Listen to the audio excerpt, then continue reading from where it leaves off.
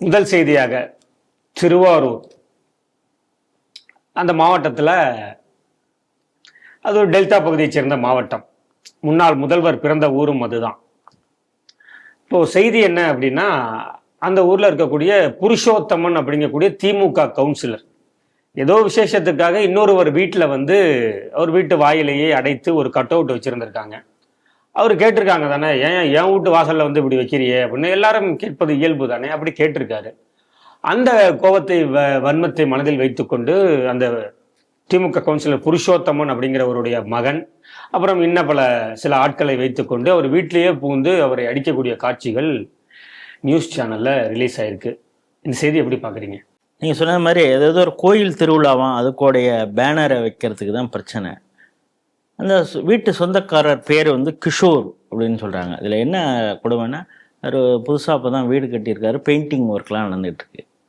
இப்போ நமக்கு உண்மையிலேயே என்ன காரணமாக இருக்கும்? ஏன்னா கவுன்சிலர்கள் ஒருத்தவங்க வீடு கட்டினாலே அவங்களால தாங்க முடியாது. நான் ஏற்கனவே நம்ம தான் பேசியிருக்கோம், கல் ஜல்லி எல்லாம் போட்டாலே அவங்க உடனே அவங்களுக்கு மூக்கில் வேர்த்துரும். கட்டிங் வாங்கணும், அப்போ தான் வந்து குடிநீர் இணைப்பு, கரண்ட்டு கனெக்ஷன் எல்லாம் எடுக்க முடியும் அப்படிங்கிறது.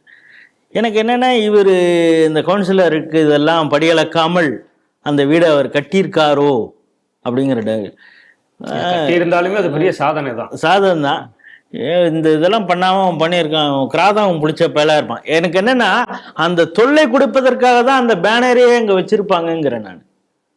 என்னோட பார்வை அது தவறாக இருக்கலாம், அது முழு இது வந்த பிறகு, செய்தி வந்த பிறகு தெரியும். வச்சா அவர் ஏதாவது அப்போஸ் பண்ணுவார், அப்போ இவனை உண்டு இல்லைன்னு பண்ணலாம். காசும் கொடுக்காம, கட்டிங்கும் கமிஷனும் கொடுக்காம, நீனா ஒரு வீடை கட்டிக்கிட்டு உன் சொந்த உழைப்பில் நீ சம்பாரிச்சதா சொல்லி ஒரு வீடை கட்டியிருக்க, நாங்கள் காசு செலவு பண்ணி எலெக்ஷன் நின்று ஜெயிச்சிருக்கோம், நாங்கள் எப்படா சம்பாதிக்கிறது? அவர் துபாய் எங்கே இருந்து சம்பாரித்து வந்து வீடு கட்டியிருப்பான் போல இருக்குது. டெல்டா பகுதியில் நிறைய பேர் அப்படி தானே இருந்திருப்பாங்க. குறிப்பாக நாகப்பட்டினம் அந்த பக்கம் வேதாரண்யம் வரைக்கும் நிறையா ஃபாரினில் போய் வந்து அவங்க கஷ்டப்பட்டு அவங்க உழைப்புனால வீடை கட்டியிருப்பாங்க. இவர் நோகாமல் நோத்துட்டு மிரட்டி காசு சம்பாதிக்கிறதுக்காக இந்த வேலையை பார்த்துருப்பாரு. இது கவுன்சிலர்கள், அதுவும் குறிப்பாக திமுக கவுன்சிலர்கள் நமக்கு வந்து ஆச்சரியம் இல்லை. ஃபஸ்ட்டு இங்கே வந்து பெண் இதில் வந்து ஊராட்சி மன்ற தலைவரோட நகராட்சி மன்ற தலைவராக இருக்கிறப்ப அவங்களுடைய கணவர் தான் ஆக்டிங்காக இருந்து பல இடங்களில் கட்டி வாங்கினது. ஃபஸ்ட்டு ஃப்ரெஷ்ஷாக அந்த இது அறிவித்து வந்த உடனே 10 லட்சம் ரூபா ஒருத்தர் காசு கேட்டாருங்க. நம்ம அதெல்லாம் பேசியிருக்கிறோம் இங்கே. அது சென்னையில். இது கிராமம் பகுதியில் இந்த அளவுக்கு நடந்திருக்கு. இப்போ பாருங்கள், ஒரே மாதிரியான வீடியோக்கள் இந்த திமுக கூட்டணியில் இருக்கிறவங்க எல்லாருமே பண்ணிட்டு இருக்கிறத இன்னைக்கு நாள் முழுக்க அந்த செய்தி தான் போயிட்டு இருக்கு. விசிகாரர் ஒருத்தர் கடையில் போய் விசிக்க கூட்டத்துக்கு காசு வேணும், அது இல்லாமல் நீங்கள் பண்ணிடுவியா, இங்கே பிஸ்னஸ் நடத்துருவியான்னு மிரட்டி காசு பிடுங்கிறது, மிரட்டுறது, அந்த வீடியோ ஒன்று வந்திருக்கு. இன்னொன்று ப்ரைவேட்டு ஒரு ஆயுதங்கள் உற்பத்தி செய்யக்கூடிய ஒரு கம்பெனி, அந்த கம்பெனியில் போய் கட்டிங் வாங்கியிருக்கான் விசிகாரன்.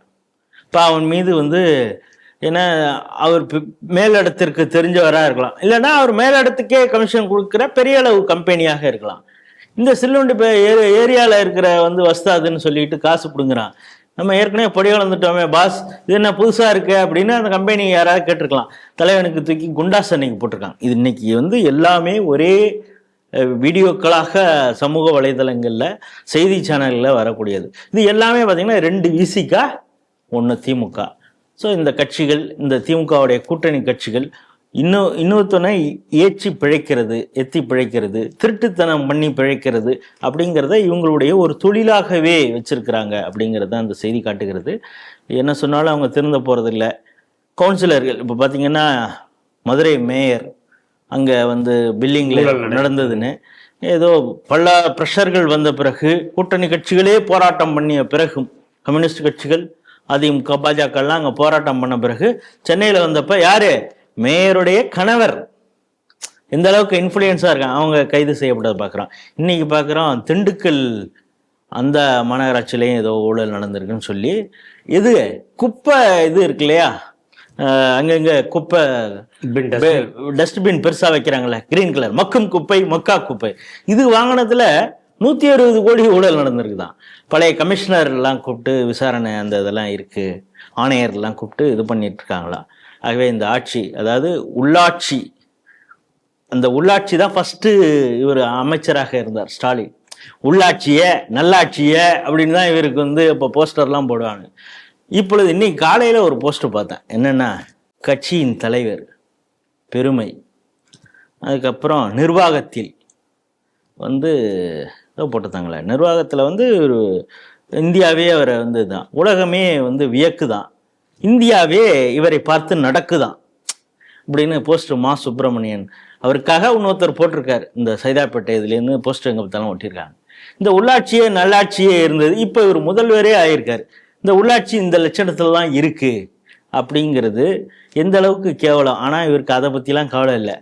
அங்கே பார்த்தீங்கன்னா கரண்ட்டு இதாகி இறந்து போயிட்டாங்க ஒரு தூய்மை பணியாளர். ஏற்கனவே தூய்மை பணியாளர் போராட்டம் பெரிய அசிங்கமாயிடுச்சு குமார் அப்படிங்கிறது மாதிரி பெரிய அளவில் பிரச்சனை ஆயிட்டு, அடுத்த ஒரு 2 நாள்லேயே இந்த மின்சார தாக்குதல். அவங்க காலையிலேயே வேலைக்கு வந்தவங்களுக்கு இந்த மின்சாரம் அங்கே எப்படி இந்த அவல நிலை இருக்கிறதுன்னு எல்லா மீடியாக்களும் காட்டின உடனே இதை எப்படா டைவெர்ட் பண்ணலாம் அப்படின்னு பார்த்தா, யூகே போகிறதுக்கு இவரே வந்து ஒரு செதர் கோட் வாங்குறாரு, ஒரு ஷாப்பிங் மால் போகிறாரு. எல்லா மீடியாவும் இங்கே போயிருக்கோம் பாரு, தனது பயணத்திற்காக அவரே வாங்குகிறார் அப்படின்னு சொல்லி அந்த வீடியோலாம் ட்ரெண்ட் பண்ணாங்க. இது எதுக்குன்னா அந்த வீடியோவை மாத்துறதுக்கு. இதுதான், இதனால தான் இதை வந்து ஃபோட்டோ ஷூட் ஆட்சி, திமுகங்கிறது ஃபோட்டோ ஷூட் ஆட்சி. ஆனால் இந்த ஃபோட்டோ ஷூட்டுக்கு பின்னால் இத்தனை ஊழல்கள் இருக்கிறது அப்படிங்கிறது தான் இந்த செய்தி.